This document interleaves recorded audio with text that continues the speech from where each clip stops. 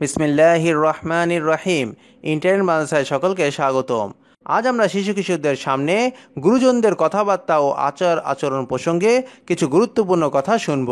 শিশু কিশোরদের সামনে কোন ধরনের কথা বলা যাবে, কোন ধরনের কথা বলা যাবে না, কোন ধরনের আচরণ করা যাবে, কোন ধরনের আচরণ করা যাবে না, শরীয়তে এই সব কিছু বলে দেওয়া হয়েছে। বলা হয়েছে, সন্তান যদি দুধের শিশু হয়, সেই দুধের শিশুর সামনে পিতা মাতা যৌন বিষয়ক আলাপ করবে না, যৌন আচরণে লিপ্ত হবে না। এরূপ নিয়ম রাখার কারণ হলো, এখন যদিও সে কিছুই বোঝে না, তবুও তার সামনে কৃত যৌন বিষয়ক আলাপ বা যৌন আচরণ তার মস্তিষ্কে ছাপ ফেলবে, নির্লজ্জতার ছাপ ফেলবে। এসবের একটা ছাপ তার মস্তিষ্কে অঙ্কিত হয়ে থাকবে। ভবিষ্যতে এই ছাপ তার মস্তিষ্কে প্রকট হবে এবং তার বহিঃপ্রকাশ ঘটবে। শিশু কিশোরদের মনে বড়দের সব কথা ও আচরণের প্রভাব পড়ে থাকে। এজন্যই হাদিসে যে ওয়াদা পুরো করা হবে না, সন্তানকে তেমন ওয়াদা করতে নিষেধ করা হয়েছে।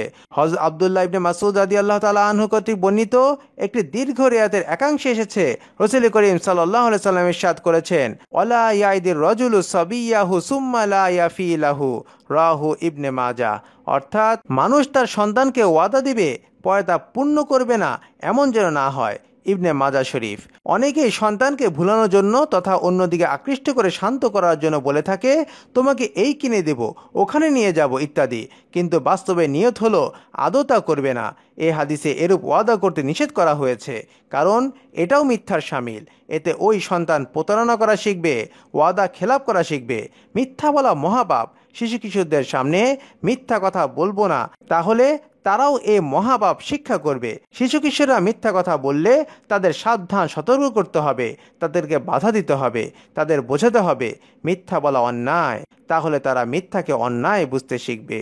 আল্লাহ সুবহানাহু ওয়া তাআলা আমাদের বড়দেরকে শিশু কিশোরদের সামনে যতটুকু কথা বলা জায়েজ এবং যেভাবে কথা বললে তাদের বুদ্ধির বিকাশ ঘটে, সে অনুযায়ী কথা বলার এবং আলাপ আলোচনা করার তৌফিক দান করেন।